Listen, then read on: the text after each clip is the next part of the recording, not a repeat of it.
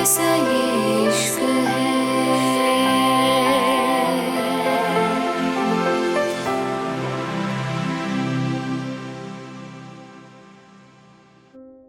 Sky island, garden area. आवाज पे सबने पीछे देखा तो आरोन तीनों को घूर रहा था। राघव जल्दी से बोला, यार आरोन, ये तीनों समझ ही नहीं रहे। मैंने इनसे बोला। आरोन ने कियारा को कुछ नहीं कहा, बस उसकी तबीयत खराब है इसलिए वो नीचे नहीं आई थी। लेकिन ये मान ही नहीं रहे। इनको लगता है तूने कियारा को टॉर्चर करा है, लेकिन मैं तो कह रहा हूं तुम ऐसा। अभी राघव ने अपनी बात पूरी नहीं करी थी जब अचानक ही आर्यन उसका गला पकड़ते हुए बोला, कितना बड़ा झूठा है तू। अभी यहां बैठ के बुराई कर रहा था और अब देखो कैसे पलट गया। आरोन तीनों को घूरते हुए बोला, अपनी ये बकवास बंद करो और तुम्हें कियारा की फिक्र करने की जरूरत नहीं है। इतना ध्यान अपने काम पे लगाओगे तो तुम्हारे लिए बेहतर होगा। आरोन की बात सुन के आर्यन जल्दी से बोला, आरोन सब ठीक तो है ना? तू इस वक्त यहां क्या कर रहा है? आरोन आर्यन की तरफ देखते हुए आराम से बोला, कल तुम्हें कोई काम नहीं है ना? आर्यन आरोन को देखते हुए बोला, क्यों तुझे कोई काम था क्या? आरोन आर्यन को देखते हुए गुस्से से बोला, अगर होगा भी तो कोई जरूरत नहीं करने की, क्योंकि कल हम सब कल सिटी में जाएंगे। कियारा जिद कर रही है और मुझे लगता है मुझे उसको ले जाना चाहिए। वैसे भी उसके बाद मैं काफी बिजी होने वाला हूं। आरोन ने अपनी बात पूरी करके आर्यन को देखा और आराम से बोला, आर्या भी साथ चलेगी। आरोन ने अपनी बात पूरी करके आर्यन को देखा जिसका मूड खराब हो चुका था। आर्यन जल्दी से बोला, यार आरोन, क्या मतलब वो साथ चलेगी? अभी सब बात हो गई थी ना, क्यों उसको हर बार इतनी इज्जत देना? आर्यन का गुस्सा अब और ज्यादा भड़क चुका था, क्योंकि जितना वो आर्या से चिढ़ता था उतना ही आरोन आर्या को उसके करीब करने लगा था। आर्यन के गुस्से से आरोन को कोई फर्क नहीं पड़ा था। आरोन आराम से बोला, अगर तुझे साथ नहीं चलना ये तेरी चॉइस है, लेकिन आर्या साथ चलेगी और ये मेरा आखिरी फैसला है। जिसको भी कोई दिक्कत हो उस पे कोई जबरदस्ती नहीं है। अगर वो नहीं जाना चाहता तो ईट्स ओक। आरोन ने अपनी बात खत्म करके तीनों को देखा और अंदर चला गया। आरोन के जाते ही आर्यन गुस्से से बोला, बस जल्दी से प्रेगनेंसी की रिपोर्ट्स आ जाए, उसके बाद में इसको बताता। आर्यन है क्या चीज, इतनी घटिया लड़की मैंने आज तक नहीं देखी। कितना बोल लो, सुना लो, लेकिन उसको फर्क ही नहीं पड़ता। मुझे समझ नहीं आता आखिर ये चाहती क्या है। आर्यन की बात पे राघव कुछ सोचते हुए बोला, आर्यन, मुझे लगता है इस बार तू गलत हो सकता है, क्योंकि कोई लड़की इतनी बड़ी बात झूठ तो नहीं बोलेगी ना? वो भी आरोन वार्नर के आइलैंड में खड़े होकर तो नहीं बोलेगी ना? क्योंकि आरोन सब माफ कर सकता है, लेकिन झूठ बोलने वालों को वो मौत से भी बदतर सजा देता है। और यार ट्रस्ट मी, मुझे तेरे लिए भी डर लग रहा है, क्योंकि हो सकता है तुझे ऐसा लग रहा हो वो बच्चा तेरा नहीं और रिपोर्ट्स ये साबित कर दे वो बच्चा तेरा ही है। फिर तू क्या करेगा? राघव आर्यन को समझाते हुए बोला, लेकिन आर्यन को किसी से कोई फर्क नहीं पड़ता था। उसने गुस्से से राघव का हाथ झटका और अंदर जाते हुए बोला, तुम्हें ऐसा लग सकता है, लेकिन मुझे नहीं लगता। मैं बहुत अच्छे से जानता हूं उसको इतनी कोई सीधी नहीं है। वो तुम सब पागल हो चुके हो। शायद उसने तुम्हारे ऊपर कोई जादू कर दिया है। आर्यन गुस्से से अपनी बात पूरी करके अंदर चला गया था। वहीं रूहेल धीरे से बोला, यार तुझे क्या लगता है कौन सही हो सकता है? अगर आर्या की बात सुनो तो वो सही लगती है, क्योंकि एक लड़की इतना बड़ा झूठ तो नहीं बोलेगी। और आर्या कितने यकीन से कह रही थी। उसको कोई भी सजा दे दी जाए वो एक्सेप्ट कर लेगी, तो आई थिंक आर्यन गलत। राघव रूहेल की बात बीच में काटते हुए बोला, नहीं, अभी हमें कोई फैसला नहीं लेना चाहिए। जब तक रिपोर्ट्स नहीं आ जाती दोनों अपनी अपनी जगह सही हैं। आर्यन की बात भी गलत नहीं। ऐसे ही कोई उसको किसी बच्चे का बाप बना देगा तो उसको ये सब तो लगेगा ही, लेकिन आर्यन की ये बात गलत है। उसको आर्या को इतना सब नहीं बोलना चाहिए। अगर उसको दुश्मनी आर्या से है तो उसके पेरेंट्स को बीच में लाने की कोई जरूरत नहीं थी। और जितना सब उसने आर्या को बोला है, हमें ही जब इतना बुरा लग रहा है तो आर्या को कितना बुरा लगा होगा। उसने कुछ खाया भी नहीं। अगर हम आर्यन के नजरिए से नहीं देखे तो आर्या एक अच्छी इंसान है। राघव की बात रूहेल को भी सही लगी थी। रूहेल कुछ सोचते हुए बोला, एक काम करते हैं, हम दोनों उन दोनों से बात करके देखते हैं, है ना? आर्यन हैरानी से बोला, कैसी बात करके देखते हैं? रूहेल कुछ सोचते हुए बोला। अभी वो दोनों नाराज हैं। उनकी नाराजगी एक दूसरे से है और वो दोनों ही एक दूसरे को झूठा समझते हैं। लेकिन किसी में कितनी बुराइयां सही, लेकिन एक अच्छाई तो होगी ना। तो एक काम करते हैं, मैं आर्यन से आर्या की अच्छाइयां जानने की कोशिश करूंगा, तू आर्या से आर्यन की अच्छाइयां जानने की कोशिश करना, और जो वो दोनों बताएंगे फिर हम कुछ ऐसा करेंगे जिससे दोनों के आगे एक दूसरे की अच्छाइयां आए। रूहेल एक्साइटमेंट में बोला तो राघव उसके कांधे पे हाथ मारते हुए बोला, ये दिन में सपने देखना बंद कर। वो एक दूसरे के इतने बड़े दुश्मन हैं, उन्हें एक दूसरे की अच्छाई का पहला अक्षर भी नहीं पता होगा, और तू कहता है अच्छाइयां पूछेगा। बकवास आइडिया है, यह उल्टा वो हमें ही सुना देंगे। राघव अपनी बात पूरी करते हुए बोला। तो रूहेल फिर से कुछ सोच के बोला, लेकिन हमें कुछ तो करना चाहिए ना, इतनी आराम से नहीं बैठ सकते हैं ना हम। रूहेल की बात राघव को भी सही लगी थी। राघव कुछ सोचते हुए बोला, हाँ एक तरीका है, और तेरे बकवास आइडिया से बहुत अच्छा है। मुझे लगता है हमें दोनों से उनकी पसंद नापसंद के बारे में पूछना चाहिए, और फिर दोनों को ऐसे ही ढालना चाहिए जिससे शायद एक दूसरे को कुछ पसंद आए। राघव जल्दी से बोला। तो दोनों को ये बात सही लगी थी, क्योंकि अब एक यही रास्ता था दोनों की गलतफहमियां दूर कराने का। वहीं राघव उठते हुए बोला, मुझे लगता है आर्या अभी जाग रही होगी, और आर्यन से अभी बात करने की कोई जरूरत नहीं, क्योंकि अभी वो काफी गुस्से में है, और हम अगर उसको कुछ भी बोलेंगे तो वो उल्टा हमें ही सुनाएगा। राघव की बात रूहेल को भी सही लगी थी, इसलिए रूहेल अपने रूम में चला गया था और राघव आर्या को ढूंढ रहा था। राघव अपने रूम में ही जा रहा था जब उसको मेन हॉल में कोई बैठा हुआ दिखाई दिया। राघव ने करीब जाके देखा तो आर्या अपना सर झुकाए बैठी थी। शायद वो बहुत ज्यादा रोई थी, क्योंकि उसकी आंखें लाल हो रही थीं। राघव धीरे से जाके आर्या के पास बैठ गया था। आर्या ने एक नजर राघव को देखा और अपना मुंह दूसरी तरफ कर लिया, लेकिन राघव अभी भी नहीं उठा था। आर्या धीरे से बोली, क्या हुआ? तुम यहाँ क्यों आए हो? कुछ बातें रह गई हो तो तुम भी सुना लो। तुम भी बता दो, मेरे जैसी लड़कियां कहाँ सोती है, जिसके बिस्तर पे सोती है? कौन कौन पैसे देके अपने साथ ले जाता है? आर्या रोते हुए बोली तो राघव गहरी सांस लेकर बोला, आर्या, हम में से कोई भी तुम्हारे बारे में ऐसा नहीं सोचता।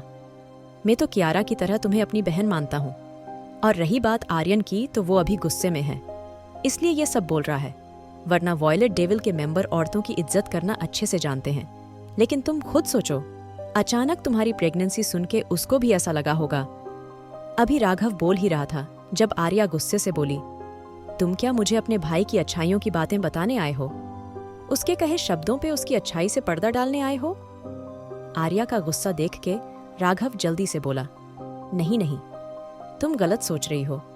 आर्या, मैं यहाँ किसी के लिए नहीं बोल रहा हूँ, लेकिन तुम खुद सोचो, मैं मानता हूँ आर्यन ने तुम्हें बहुत गलत बोला, मैं उसका साथ नहीं दे रहा, लेकिन तुम समझने की कोशिश करो। क्या समझने की कोशिश करूं? बताओ मुझे, क्या समझने की कोशिश करूं? क्या समझना चाहते हो तुम मुझे? ये समझने की कोशिश करूं मैं हर रात किस किस के साथ होती हूँ। क्या मैं ये समझने की कोशिश करूं मैं पैसों की कितनी बड़ी लालची हूँ? क्या मैं ये समझने की कोशिश करूं मैं किसी नाजायज बच्चे को अपने पेट में लेके घूम रही हूँ? ये सब समझने की कोशिश करूं मैं? असल में तो तुम्हारे दोस्त का नहीं, मेरा दुर्भाग्य है जो उसके जैसे इंसान का बच्चा मेरे पेट में है। ऐसे बच्चे को दुनिया में आने से पहले मर जाना चाहिए, जिसका बाप ही उसको मानने से इनकार कर दे। आर्या बुरी तरह चिल्ला रही थी। तभी राघव उसकी तरफ पानी बढ़ाते हुए आराम से बोला, चिल्लाने से कुछ नहीं होगा। आर्या प्लीज समझने की कोशिश करो। तुम अब तक समझदारी से काम ले रही थी, तो आगे भी समझदारी दिखाओ। अगर तुम अब आर्यन के सामने कमजोर पड़ गई तो याद रखना, वो तुम्हें इतना कमजोर कर देगा तुम उसके सामने भी नहीं आओगी। इसलिए प्लीज खुद को स्ट्रांग दिखाओ, अपने लिए ना सही, अपने बच्चे के लिए सही, क्योंकि तुम अच्छे से जानती हो तुम अपने बच्चे के लिए ये सब झेल रही हो। तो प्लीज इसको अब वेस्ट मत करो, अपनी हिम्मत को वेस्ट मत करो, क्योंकि तुम एक बार हिम्मत हारोगी और आर्यन तुम्हें उससे ज्यादा बार परेशान करेगा। राघव आर्या को समझाते हुए बोला, जो कि खामोशी से उसकी बात सुन रही थी। राघव उठते हुए बोला, सोचा था एक दूसरे के बारे में जानेंगे, लेकिन तुमने कुछ और ही बात समझा दी। खैर, अब बस तुमसे यही कहना चाहूंगा, अगर अपनी सच्चाई साबित करनी है तो खुद को जितना हो सके इतना स्ट्रांग दिखाओ, वरना सच्चाई सामने आने के बाद भी तुम बस पछताओगी। इतना कह के राघव उठ के चला गया था और आर्या उसकी बात का मतलब समझने की कोशिश कर रही थी। क्या बोला था उसने? क्या सच में वो कमजोर पड़ रही थी? और सही तो कहा था, राघव ने अगर वो कमजोर ना होती तो आर्यन उसका सुनाता भी नहीं, लेकिन उसने अपनी कमजोरी के चलते आर्यन की इतनी बातें सुनी थी। आर्या ने अपने आंसू पोंछे और पानी का ग्लास उठा के अपने मुंह पे हल्का सा डाल के अपना चेहरा साफ कर लिया। आर्या उठते हुए गुस्से से बोली, मिस्टर आर्यन, मैं इतनी भी कमजोर नहीं जो तुम्हारी 2 बातें सुन के ये हाल बना लूं। अपने लिए ना सही, लेकिन मैं तुमसे अपने बच्चे के लिए लड़ूंगी। तुम बस देखते जाओ। इतना कह के आर्या उठ के अपने कमरे में चली गई थी। आरोन का कमरा। आरोन को 1 घंटे से ज्यादा हो गया था, लेकिन कियारा सोने का नाम नहीं ले रही थी। उल्टा वो आरोन को सिड्यूस कर रही थी। कल रात के बाद कियारा अब कुछ अलग ही सोच रही थी। वो आरोन के करीब आके बार बार उल्टी सीधी जिद कर रही थी। आरोन गहरी सांस लेकर बोला, लिटिल स्टॉकर, मैंने कहा ना तुमसे अभी तुम्हारी तबीयत ठीक नहीं है, उसके बाद भी तुम जिद कर रही हो। कियारा आरोन के ऊपर चढ़ते हुए बोली, मुझे कल की तरह प्यार करो ना। आरोन, कितना अच्छा था, वो फिर से करो ना। कियारा मासूमियत से बोली। तो आरोन उसके चेहरे को पकड़ के अपने करीब करते हुए बोला, क्या सच में इतना अच्छा था? आरोन के पूछने पे कियारा ने जल्दी से सर हिलाया तो आरोन उसके चेहरे को सहलाते हुए बोला, फिर तुम चिल्ला क्यों रही थी? चीख क्यों रही थी? रो क्यों रही थी? आरोन के सवाल पे कियारा इधर उधर देखने लगी थी। वो जल्दी से बोली, नहीं आरोन, वो तो पहले हुआ था ना, उसके बाद तो कितना अच्छा लगा था मुझे, फिर से करो ना। कियारा मासूमियत से बोली तो आरोन ने झटके से उसको अपने नीचे कर लिया।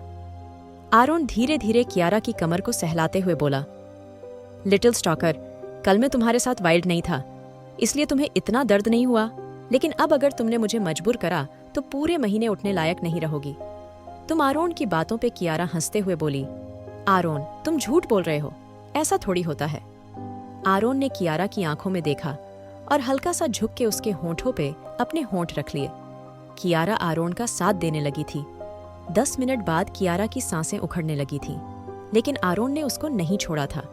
अब 20 मिनट हो चुके थे, लेकिन अभी भी आरोन ने कियारा को नहीं छोड़ा था। कियारा आरोन के सीने पे हाथ मारने लगी थी, लेकिन आरोन पे कोई फर्क नहीं पड़ा था।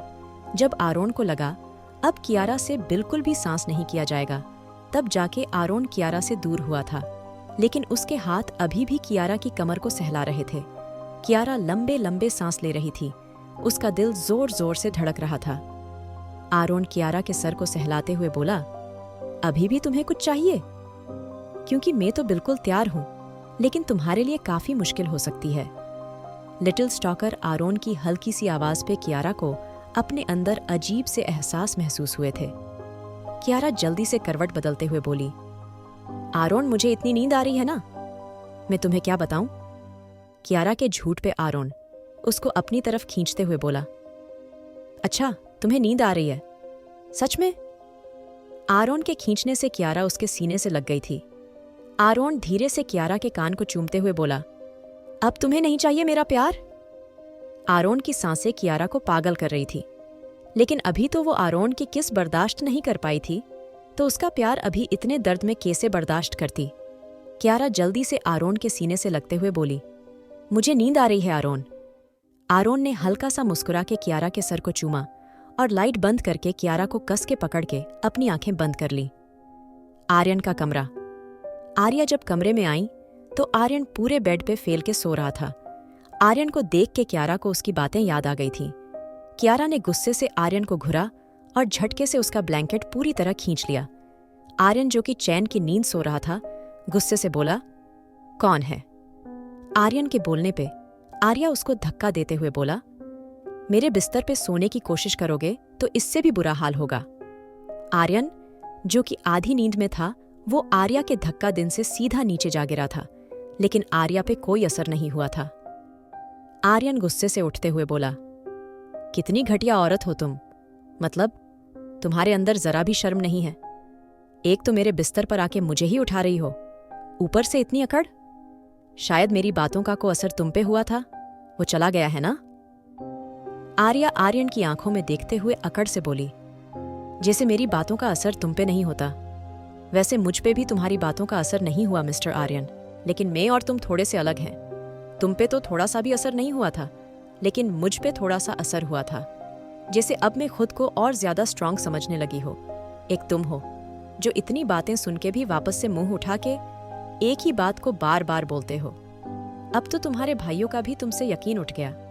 तुम अकेले ही अपनी बात को सच माने बैठे हो। तुम्हें पता है मैं कितनी ज्यादा एक्साइटेड हूं तुम्हारा वो चेहरा देखने के लिए।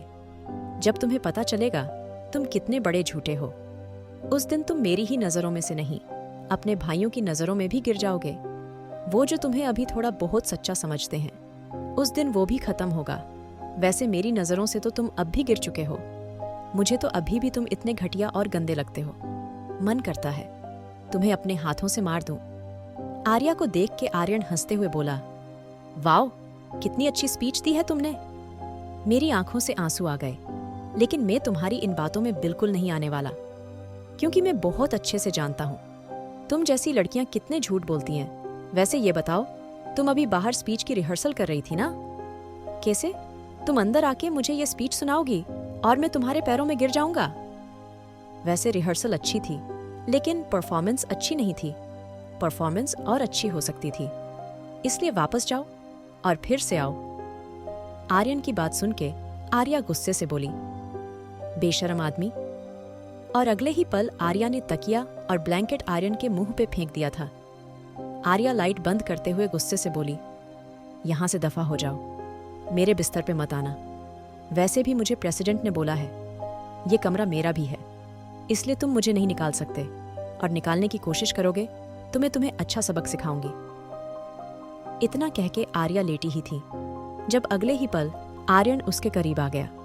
आखिर कैसे संभालेगा आरोन कियारा को, और कैसे हैंडल करेगी आर्या आर्यन को? जानने के लिए सुनिए the devil's seduction innocence fall.